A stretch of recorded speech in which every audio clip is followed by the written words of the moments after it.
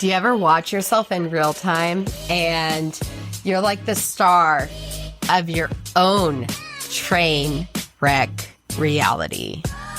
You're the lead character, the audience, and the screaming narrator all at once. Stop, what are you doing? Don't go in there. Why aren't you stopping? So stupid. And yet, there you go. Making the same dumbass decision yet again.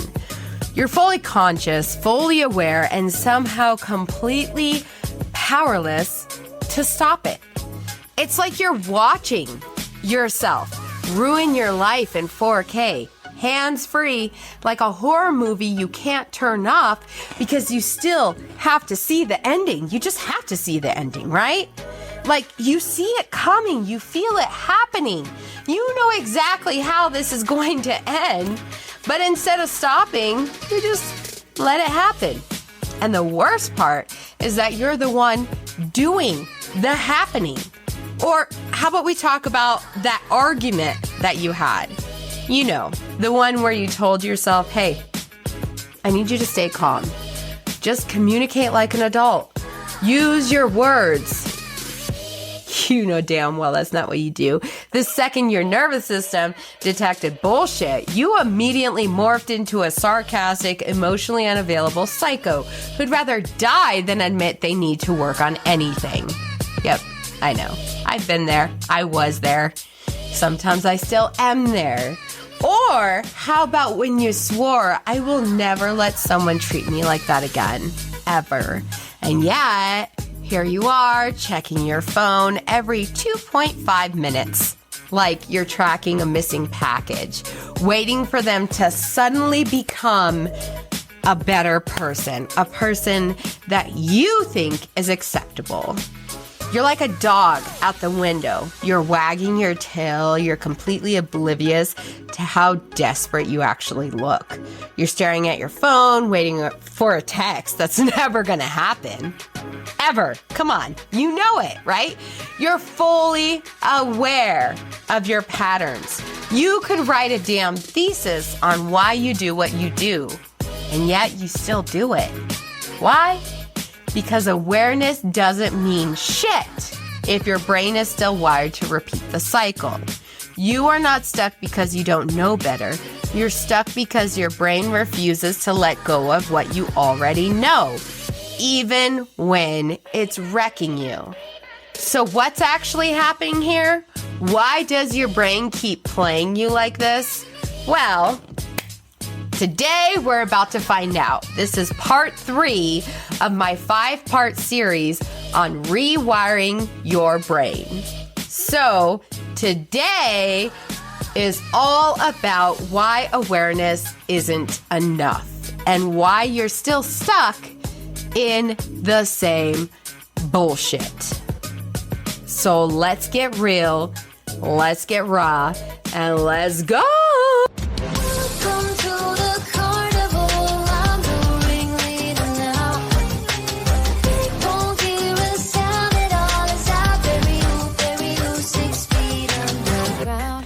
All right, let's dive in. So, do you remember when you told yourself, I'm not texting them back again. I'm not doing that. I'm going to do it differently, right?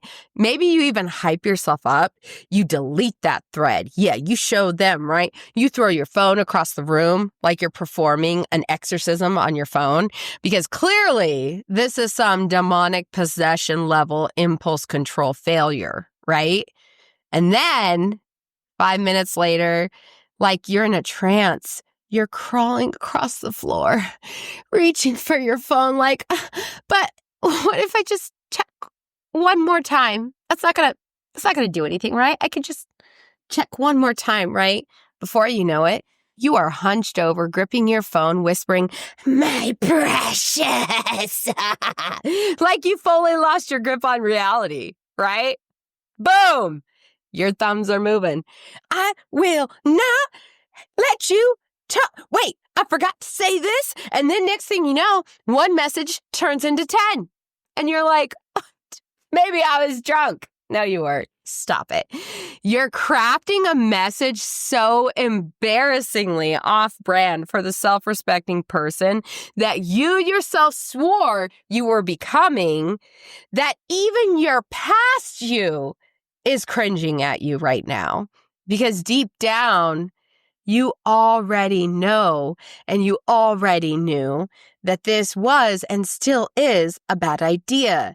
You already know you're going to regret it. You already know they don't deserve this energy. And somehow, before you've even hit send, you've already crafted an excuse in your head for yourself to justify it. But knowing better still didn't stop you yet again. So why does your brain keep playing you like this? Well, if we're being honest, you already know why. You already know the problem. You're well aware of the patterns. You're so damn self-aware of all your toxic habits. You know all of it, right? But the problem is that awareness alone, it doesn't mean shit. I'm sorry. It's like knowing a burger and fries will make your belly shirt a distant memory, and still you order that large with the diet soda, right? At this point, your patterns, they feel inevitable. It's like gravity, taxes, and that one friend who always claims they're on the way but hasn't even left the house. It's inevitable. And your brain, it's already, picture this, it's already at the starting line, crouching down, waiting for the gun to go off. Steady, steady, wait for it, boom, and they're off. Shame rockets out of the gate, spiraling, right? It's sprinting. Oh, God. Boom! Shame rockets out of the gate, sprinting full speed. Self-loathing is pushing through like it's been training for this moment. Disappointment stumbles at the start, but quickly picks up speed. And regret is already 3 laps ahead. It's waving out the crowd like it's an undefeated champion. Now, guess what? You're flat on your back, staring at the ceiling like it holds the answers to all of your questions, right? It's running the instant replay of your latest self-sabotage, but it's like in slow motion, on repeat. You knew better. You said you wouldn't do it, and yet, here you are. And just when you think the shame spiral is finally winding down, your brain hits you with the director's cut, a close-up shot of your worst moment. Then the blooper reel.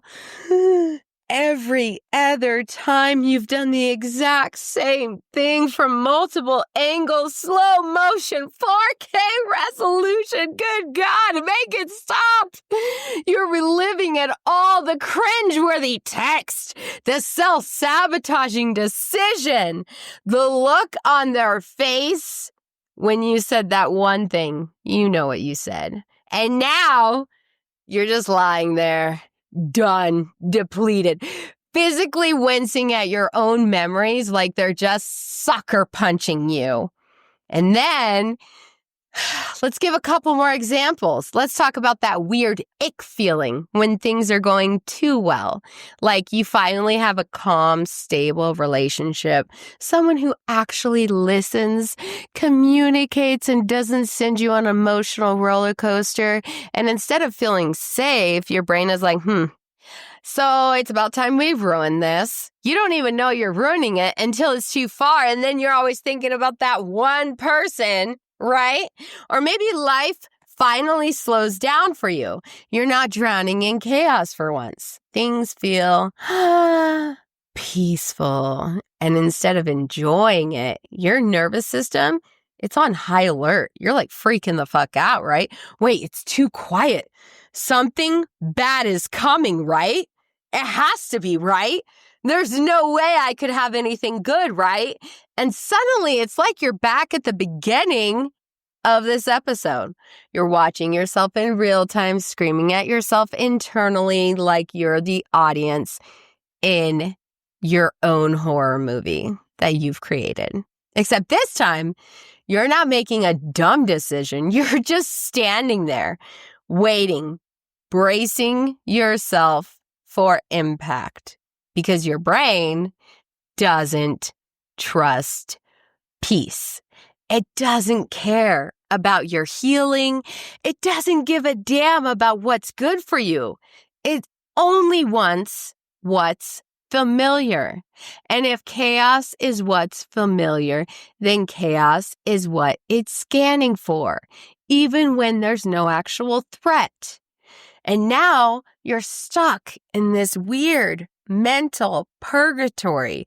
You're not spiraling into a bad choice yet, but you're also not comfortable in the calm. And that, my friends, is exactly why awareness isn't enough. Because even when you don't feed the cycle, your brain will still go looking for that inconsistent, avoidant, dismissive behavior in others while you sit there and say, oh my God, soulmate, yes, please, right? That's because your brain isn't wired for healthy familiarity. If you've spent your life navigating hurt, pain, disappointment, rejection, feelings of not being good enough, what is the next thing that's going to happen that's bad? Always, right? Your brain is going to expect it. And when something doesn't match that pattern, your brain straight up rejects it. Do not pass go. Do not collect new patterns, right? Now, we've already talked about the hippocampus, right? That's your memory vault that loves to replay all your worst decisions at 2 a.m. Notice all the worst decisions. You never remember the good shit, right? You always remember all the bad stuff. We've covered the amygdala, the chaos gremlin that's responsible for your emotional whiplash. And of course, there's the prefrontal cortex, the logical mastermind that should be running the show, but usually clocks out the second you need it the most. But what we haven't talked about yet is something called the Mohawk Brain. It is a set of structures running straight down the middle of your brain like a rebellious punk rock mohawk. Okay, you ever read The Body Keeps the Score? Then you know what I'm talking about. So this little troublemaker, it's the reason you keep choosing chaos over peace, self-sabotage, over stability, and red flags over actual emotional security. Think of it as the part of your brain that either makes you or completely breaks you. And inside this chaos center, there are 3 main players calling the shots. You have the thalamus, the anterior cingulate cortex, and the insula. Thalamus is your brain's bouncer. It decides what information actually makes it into your awareness. The ACC, anterior cingulate cortex, that's your pattern interrupter, except yours is probably, if we're being honest, it's asleep on the job. We'll explain, okay? And then the insula, that's your emotional GPS, which if you've been emotionally disconnected, it's currently lost as hell on some back road in the middle of nowhere, aka somewhere in your brain, right? So let's briefly go over each one, all right? So the thalamus, so this is like the security guard for your brain. It keeps blocking out all kinds of shit. Basically, it's the front door of your brain. So every second of your life, it is bombarded with information. We're talking senses, thoughts, memories, emotions. And yes, I said senses, so we're talking about sight, smell, hearing, right? But because it would be way too overwhelming for you to process all of it at once like a vampire, your thalamus filters out the stuff it deems irrelevant. Ooh, no, you don't get it. No, you get it. So here's the thing. Irrelevant to your brain is like saying if chaos was your normal, your thalamus is going to prioritize instability and drama. If you grew up with inconsistent love, your thalamus makes sure you only notice emotionally unavailable people. If your nervous system expects rejection, your thalamus literally filters out reassurance and scans for abandonment instead. That's why you can overanalyze a one-word text from a toxic ex for hours, but completely ignore the loving, supportive message from the friend who actually gives a shit about your pain. Your brain is filtering out the very thing that you claim to want. Hence why being aware isn't enough. Moving on. The ACC, anterior cingulate cortex, the part of your brain that's supposed to stop you, but you know it's not, right? It's a part of your brain that's supposed to stop or step in when you're about to do some dumb shit. And it says, hey, babe, you know what? We've been here before. Cut the shit, right? Let's not, right? But when your ACC is underactive, which happens when you're stressed, burned out, emotionally exhausted, it actually stops noticing errors. That means you justify the same mistakes over and over again. You don't stop yourself before self-sabotaging, and you repeat the same cycles like a glitchy-ass video game. Think about it. If you've ever thought, why do I keep doing this when I know better? Congrats. Your ACC is basically asleep at the fucking wheel. It's like, oh, where are we going now? It doesn't give a shit, right? So then you have the last one, the insula. Okay, this is the drunk one, okay? This is your emotional GPS that's completely lost. It's drunk off its ass. It's supposed to be your internal GPS. It guides you by connecting your emotions that you're feeling. It connects them to your body so you're able to regulate yourself better. It's a part of your brain that helps you recognize when something isn't right, when a situation feels off or good, or when you need to step back and reassess. But if you've spent years suppressing your needs, ignoring your emotions, and pretending you're fine when you're very much not fine, and you know you're not fine, your insula is not guiding you. Oh, no. In fact, what's happening is your insula is now like a drunk friend who lost their phone, their wallet, and their sense of direction, stumbling through life completely unable to read any of the signs, right? You're like trying to speak to it and it's like, what? I want some tacos. You want to go to Jack in the Box? Thanks. Let's go, right? So basically, when you experience loss, hurt, pain, heartbreak, trauma, what happens is your Mohawk brain doesn't light up on cue like it's supposed to, which we'll talk about in the next episode.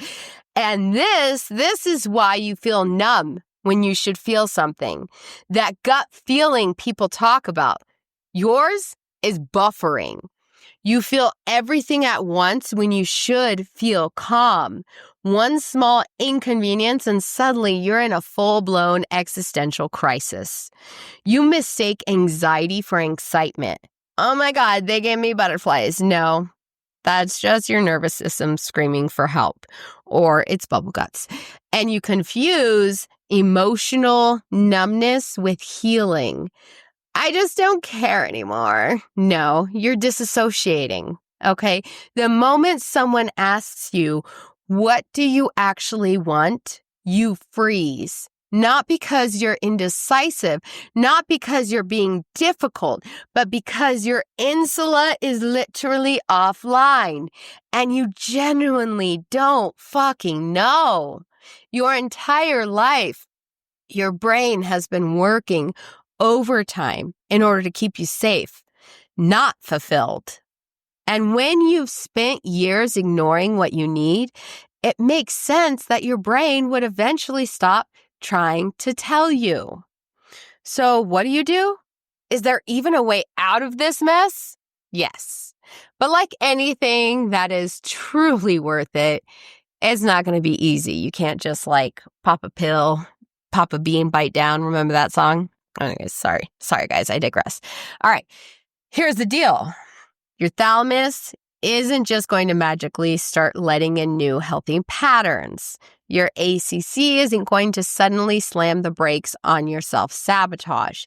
And your insula, it's not going to wake up from its blackout, stumble back home, and suddenly reconnect with your brain and your body and put them together in harmony. No. You're going to have to retrain them. You have to teach your brain that it's finally safe to change, safe to stop, safe to actually connect again. And that is what we're going to talk about right now. So let's briefly go over how to retrain your brain to notice what you actually need instead of what you've been conditioned to chase. Step 1, we have our thalamus reset. You need to force your brain to notice peace. Your thalamus is like the bouncer at an exclusive club. It decides what gets in and what gets sent packing, right? So if your brain has been wired for this chaos, it's out here rejecting peace like an underdressed guest at a 5-star lounge. So how do you hack it?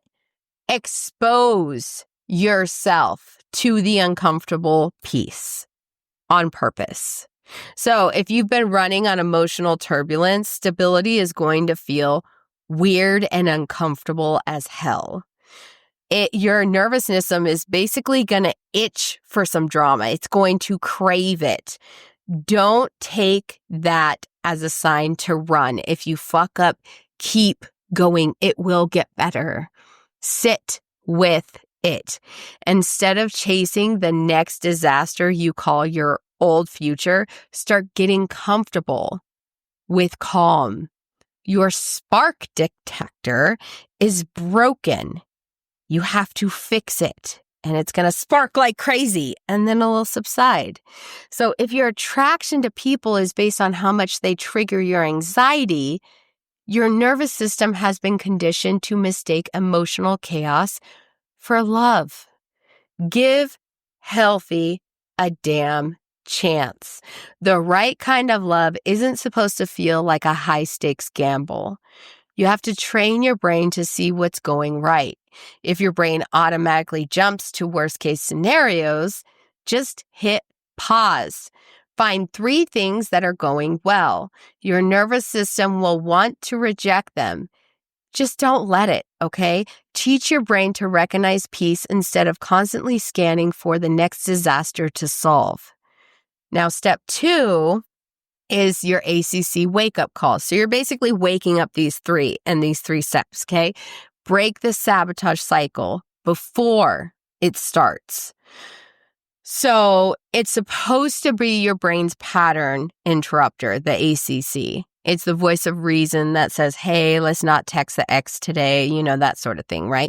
But if you've been operating in this survival mode for a while, your ACC, as we know, it goes on autopilot. It gets lazy, and the next thing you know, it's asleep at the wheel, letting you make the same mistakes without even a second thought, without even a suggestion, right? So you have to catch yourself before it happens. So how you do this is that next time, I want you to pause. Would I let my best friend do this? And sometimes when you first start, you're going to do it at the end. Maybe it'll be a day later. Maybe it'll get sooner and sooner and sooner and sooner and sooner, right? You wouldn't let your bestie stalk their ex's Instagram at 2 a.m., so why are you giving yourself permission to do it?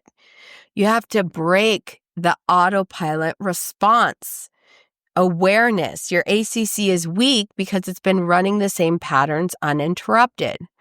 Start throwing it off. If you always spiral into overthinking, get up and move instead.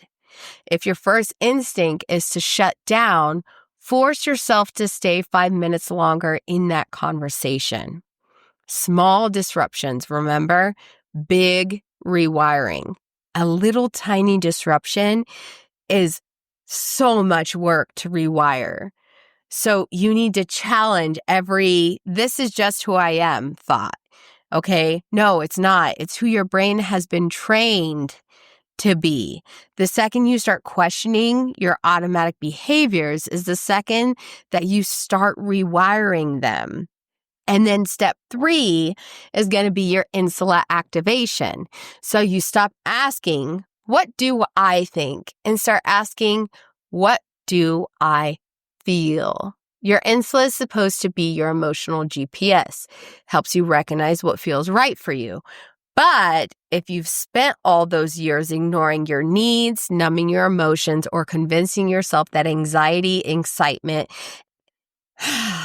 and all of that is offline, it means you don't even trust your own feelings.